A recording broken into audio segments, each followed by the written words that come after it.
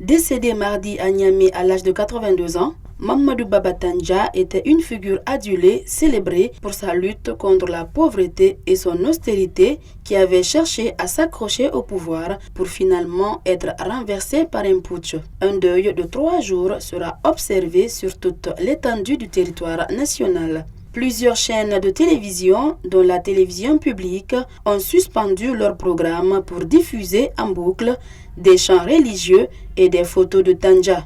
Avec le temps, la rue semble avoir oublié les derniers mois de son régime pour ne retenir que l'image de Baba Tandja, le père de la nation. Plusieurs fois préfet et ministre de l'Intérieur, Mamadou Tandja acquiert la réputation d'un homme austère. Il avait aussi mené la répression en mai 1990 d'une manifestation de Touareg qui avait fait 63 morts, déclenchant une première rébellion dans le nord de 1991 à 1995. Colonel de l'armée, il avait participé en avril 1974 au renversement du premier président du Niger indépendant, Jori Hamani, par le général Seyni Kounché, mort au pouvoir en 1987.